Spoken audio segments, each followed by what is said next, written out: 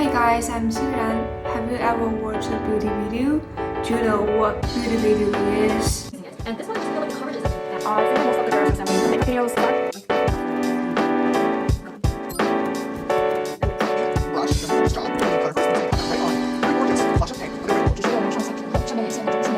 On today's online video platforms, there are millions of beauty-related content creators, and we call the type of sharing cosmetic products, getting makeup ready with me, skincare routine, and many others content related to being pretty on face and body and overall looking beauty videos. As I watch beauty videos a lot and have followed a couple of beauty vloggers on different platforms, I found that beauty blogger has become a dream job of many young people. And in nowadays platforms, there is a steady stream of newcomers innovating a variety of beauty videos. Also, many famous beauty bloggers have gone from online to offline and become celebrity with national popularity. So I guess maybe a beauty blogger has become one of the most profitable jobs in the recent years. Just having a guess. So a question just popped up in my brain. How these beauty bloggers achieve this kind of success and fame? So just from our common sense, online videos is a medium that connects the audience and the creators. So the success of the creators is inevitably linked to its audience. An article released in the Journal of Gender Studies in 2017 just verified that YouTube celebrity depends on viewer recognition, response, and circulation. And fame on YouTube emerges not at the moment of video production, but rather accumulates through the attention of the audience. Obviously, if a beauty blogger wants to get famous, he or she needs to build a good relationship with the audience. What does the good mean in this situation? Also in the article I said above, mediated intimacy has long been a central, if contradictory, component of the construction of celebrity. What's the key word? Intimate. Expanding on the description of this relationship, I will describe it as credible. Therefore, here comes my research questions. How do beauty creators on Xiaohongshu establish this kind of credible and intimate relationship with their audience? What strategies do they use? And how does Xiaohongshu, this platform, help them to reach that goal? Especially with the emergence of social media, though celebrity endorsement is a conventional and effective marketing technique, the social media influencers have become a new popular product endorsers for promotion strategies. How well the audience can trust a beauty content creators is significant for both the creators and the cosmetic company. The first step I made is turning to academic articles. I found them mainly focused on investigating the beauty vloggers on YouTube. So I want to have something new and try to conduct research on Xiaohongshu, a Chinese online platform. However, I think there will still be similarities between these two platforms and the techniques used by the creators. So I will still use these articles as references. In the whole process of researching, I also conducted 3 interviews to gain views from different stands and perspectives, and I will put 2 English ones in the following videos.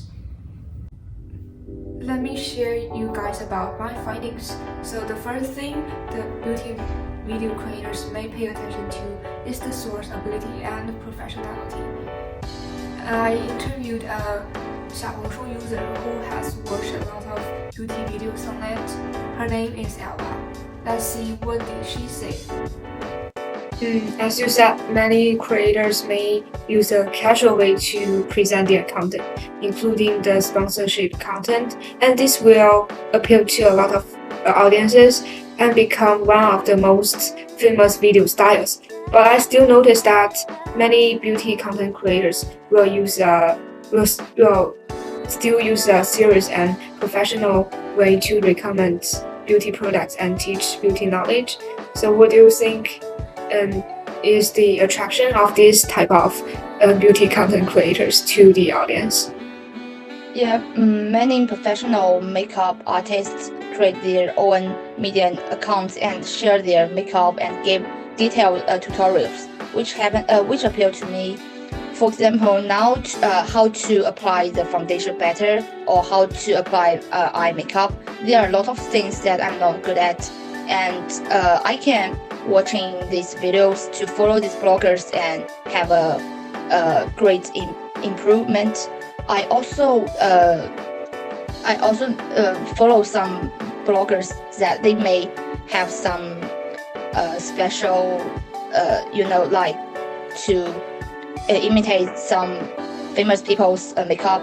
For example, these days the Blackpink's makeup artist opened her own account on Xiaohongshu and shared a tutorial on how to imitate Jisoo's makeup look. And sometimes these blogs share their daily work, and I think it's a very interesting thing because it's a way to let me know more about a professional makeup artist and how they work. So people are always curious about new things. Source credibility and professionality is something that's directly related to whether the audience will trust the video content, like the makeup tutorials and the product recommendations. Just as Kelva said, if a celebrity's makeup artist shares his makeup techniques online, he can easily win the trust from the audience because of his professionality and his outstanding makeup works.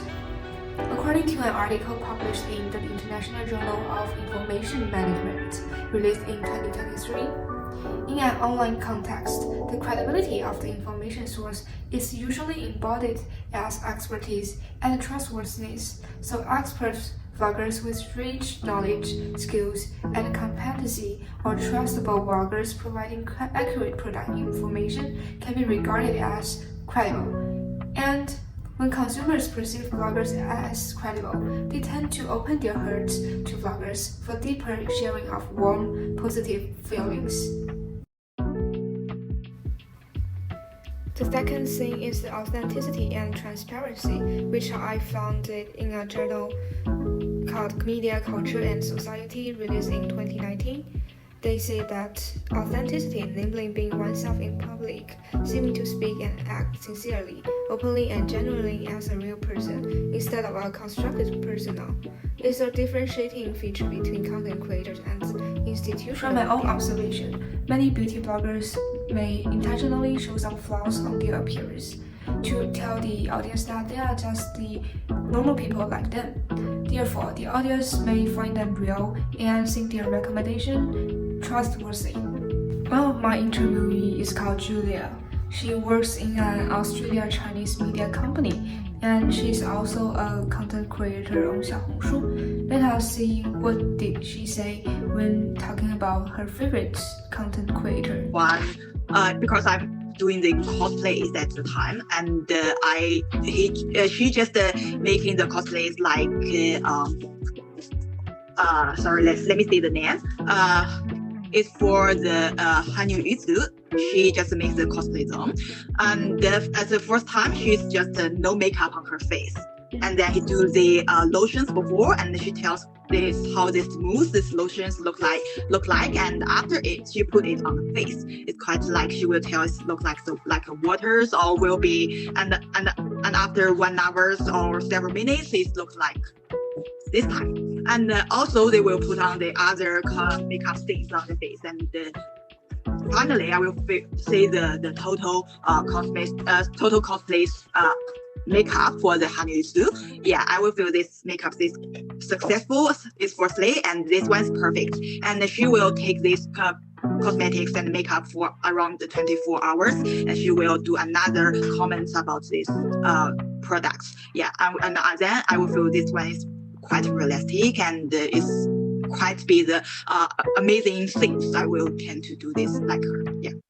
Julia mentioned that When recommending the product, the beauty vlogger examines the quality of it by wearing it on her face for a whole day. This is the kind of moment the beauty bloggers make the sponsored content and the product transparent to the audience. What's more, in the article I have mentioned above, they concluded more strategies that the beauty bloggers may use to make the audience believe that they are transparent.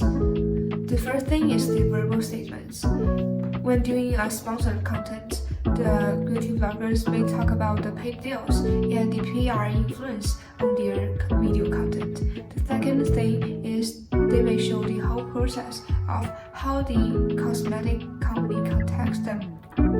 At last, beauty bloggers usually emphasize that they have strict editorial standards when doing paid or non-paid content. Have you ever felt an intimate relationship with the content creator when browsing their blogs and watching their videos? Yeah, I think many bloggers now not just make it as a walk, but like sharing their life with their friends. So maybe we audience like their friends, and they told a lot of their private life or some very special experience. So this content let me feel that I'm not only their audience or fans, but also their friends. They can tell me some special things or sharing some interesting things. So this will let me feel we have a close or like a friendship. Yeah. There are many styles of filming beauty vloggers can choose to show their professional content. Just as Elva has mentioned in the interview, in recent years, vlogging is an innovative genre that quickly gets viral. In a beauty vlog, creators make makeup tutorials and sponsored product recommendations while sharing their daily lives. As most of the beauty video viewers are female, more skillful beauty vloggers are tended to have a growth stock in particular videos. This might not be a real beauty and makeup video, but is significant for the content creator to establish an intimate relationship with the audience. This is what a blogger with 15,000 followers on Xiaohongshu told me through an interview. Let's move on to the fourth part, expression techniques. The articulation is something proposed in an article published in the journal called PLOS ONE in 2021. In an effort to provide a pleasant viewing experience to their followers, influencers should communicate effectively and consistently understandable, where they should present useful information visually and verbally to the followers. It is clarified as the term vicarious expression in International Journal of Information Management in 2023. It means using vivid and critical ways to describe the product, which helps the viewers have a rough impression of the product. Exaggerated body language and facial expressions just show how expressive and active a beauty vlogger is, and it is likely to attract a large group of fans and can quickly bring the audience closer to the beauty vlogger. What's more, in an article writing digital engagement with sponsored videos, they want the creators to limit their subjective endorsements because they think this type of claim is perceived to be harder to verify than an objective claim because it is open to interpretation and susceptible to individual experiences. And they gave the example of the feeling of a foundation on one's skin is subjective to individual interpretation and unverifiable to viewers. Some features of the platform Xiaohongshu also help bloggers to build a good relationship with their audience. Depending on the algorithm, when you are browsing the homepage, if you press the button like for one video, the algorithm will push another video created by the same vlogger next time. It's a reinforcement process in the relationship between the creator and the audience. And you can leave a comment under the video to interact with the creator. The most exciting thing in Xiaohongshu is that many beauty creators can have their chat group on this platform. Their fans can join the group and ask them questions in it and attain the fans' benefit in time. To wrap up everything here, I talk about 4 things the beauty bloggers may focus on to build an intimate and credible relationship with the audience, which are source credibility and professionality, authenticity and transparency of the content, filming styles, and the expression techniques. Also, I give examples of specific strategy they use. Finally, the functions of Xiaohongshu are supportive helpers of the creators. Actually, the credible and intimate relationship I talk about in this research project is a kind of parasocial relationship we learn in class. Therefore, the findings of this project can be applied to other types of online video regarding creators building parasocial relationship with the audience. And that's all my EAP final project.